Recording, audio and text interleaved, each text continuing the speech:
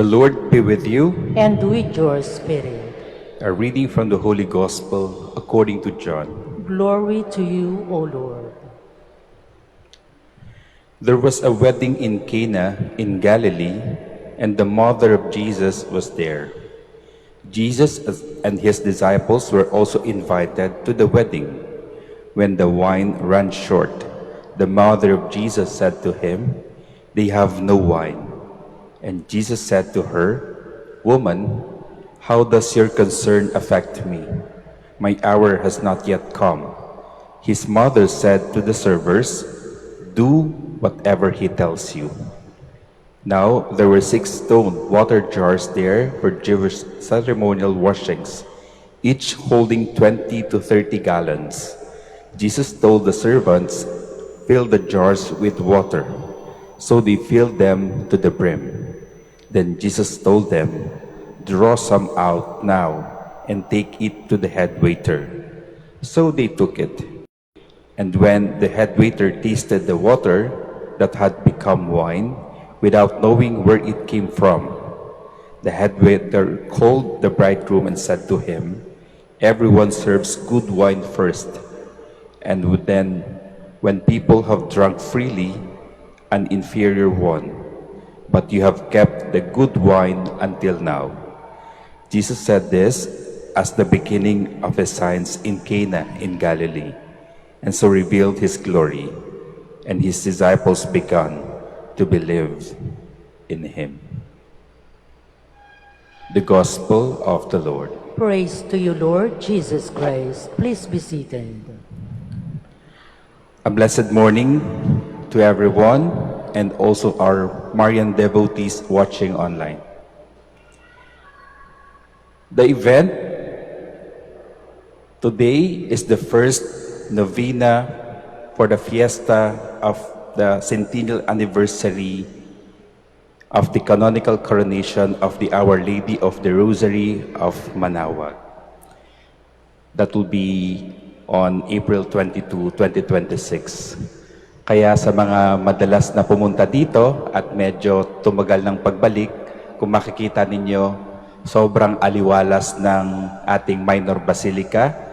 Napakaganda, napakaliwanag na ho dahil naghahanda po sa malaking selebrasyon na ito. Kaya naman tayo nagpapasalamat. At dahil ito po yung first day of the Novena Mass, napakaganda po ng gospel na ating binasa. It's the wedding at Cana. Ito ay ang una ring pagpapakita ng milagro ng ating Panginoon. The first miracle of Jesus. Kaya sa ating reflection, sa ating pagninilay, tingnan natin yung mga main characters sa ating ebanghelyo. Yung bagong kasal, si Maria at si Jesus. At ito po ay naganap sa isang kasalan.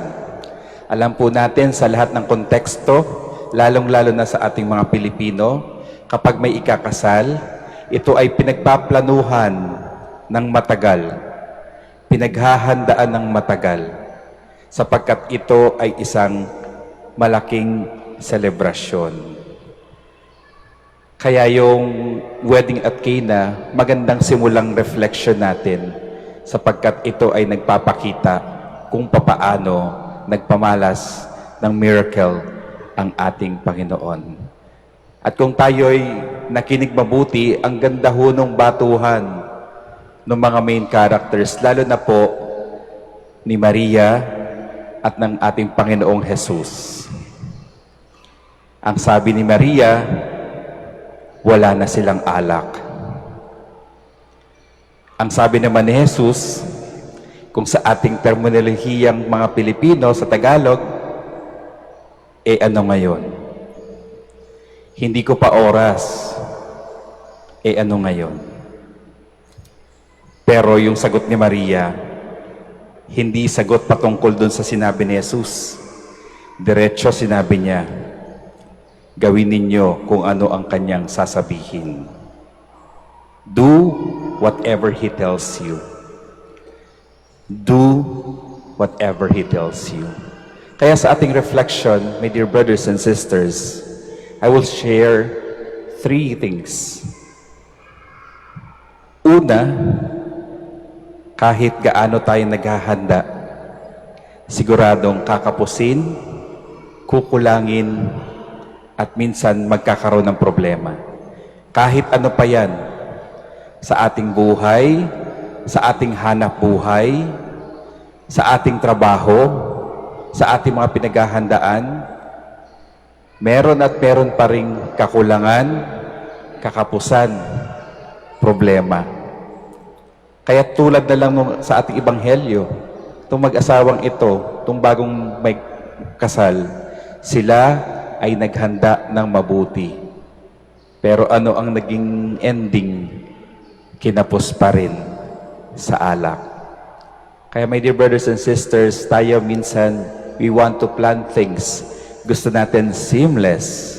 Gusto natin perfect. It is a reminder for us that we are human beings. We are limited. Meron talagang kakapusan, may kakulangan, at mayroon tayong mga problema paminsan-minsan. That's the first realization and reflection for us. The second one, alam ng ina kung ano ang problema. Alam ng ina kung ano ang kulang. Alam ng ina kung ano ang kakapusan. At alam ho natin yun, no? Ako bilang isang anak, kapag uuwi sa bahay, minsan yung aking nanay ho, kinakamusta ako. Out of the blue, kamusta ka na anak?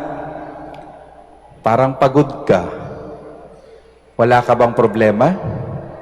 Minsan, hindi ko na lang ho sinasabi yung problema para hindi na ho humaba yung usapan. Pero deep inside me, sinasabi ko, paano nalaman ng nanay ko na may problema ako? Paano nalaman ng nanay ko na may kakapusan ako? Paano nalaman ng nanay ko na mayroong kakulangan sa mga panahong iyon? Dahil ang ina, alam na alam ang ating pangangailangan. Kaya naman, my brothers and sisters, kagabi ho, dumating ako dito, mga 6 p.m., dumiretso agad ako kay Our Lady of Manawag at Tanalangin. At habang ako ay nakaupo, madaming tao ang sumunod sa akin, nagdadasal sa harap ng imahe ng mahal na ina. Katulad ko rin ho, ipinaalam din kung ano yung aking mga prayers, ano yung aking mga hinihingi, ano yung aking mga ipinagpapasalamat. Sa tingin ko ho, ganun din ho kayo. That every time we approach the Maynang Basilica, every time we come here to pray, hindi pwedeng hindi natin sabihin kung ano yung problema, kung ano yung kulang sa atin, kung ano yung kakapusan natin. Kaya nga tayo balik ng balik dito kay Mama Mary, kay Our Lady of Manawag, sapagkat tinitiyak natin na alam ng mahal na ina kung ano ang ating idinadalangin, kung ano ang kakulangan natin. Sinisigurado natin yon every time we come here. Konting pasasalamat at mahabang listahan ng kung anong kulang sa atin. Saktong-sakto sa gospel. Sapagkat si Maria, inilapit kung ano ang kakulangan ng mag-asawa sa ating Panginoong Hesukristo. Inilapit, ipinaalam. Kaya nga every time we come here, pag napaalam natin kay mahal na ina, sasabihin ng mahal na ina sa ating Panginoong Hesukristo, wala na silang pera. Wala na silang pasensya. Wala na silang lakas pa. Wala na silang oras. Wala na silang pagkakataon. Wala na silang kakayahan. Wala na silang pagmamahal. Wala na silang kagalingan. Lahat ng ito, inilapit natin sa mahal na ina, at lahat ng ito ay ilalapit ng mahal na ina sa ating Panginoong Hesukristo. Kaya nga nung binasa ko yung gospel, sabi ko, saktong-sakto, no?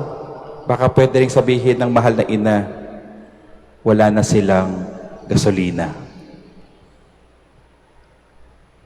Pangatlo, ito yung pinaka-importante. Kasi dito tayo may part. May kailangan tayong gawin para magkaroon ng milagro sa ating buhay. Ang ating Panginoon handang-handa talaga magbigay ng milagro sa labis-labis ng kanyang kapangyarihan. Handang-handa siya magbigay ng milagro sa atin. Pero, kailangan may gagawin tayo. Kaya nga sabi ni Maria, do whatever He tells you. Yun yung nakakalimutan natin. At yun yung paalala natin, my dear brothers and sisters. Do whatever Jesus Christ tells us. Kaya nga sa ating buhay, hindi lang tayo puro panalangin, puro hingi. Mayroon tayong part. We need to work. Kailangan nating paghirapan. Kailangan nating pagtrabahuan kung ano man yung ating mga dalangin sa ating buhay. Kaya nga tayo, bilang mga mananampalataya at mga deboto, kahit tayo'y bumabalik dito sa dambana, dito sa Minor Basilica, pag uwi sa bahay, tayo naman ay kikilos para maisakatuparan ng ating mga dalangin. At makumpleto na kung anong kulang, matugunan na kung anong problema. Maayos na kung ano man ang hindi maayos sa ating buhay. My dear brothers and sisters, itong mga reflection na ito, importante ito para sa ating pabalik-balik dito sa Our Lady of Manaoag. Huwag ho nating kakalimutan ang mga reflections natin. Kahit anong plano mo, minsan kukulangin din. Ilapit sa mahal na ina, at ang mahal na ina ay maglalapit nito sa ating Panginoon. At kailangan may gawin tayo. Do whatever He tells you. Gawin natin kung anong sinasabi ng ating Panginoon.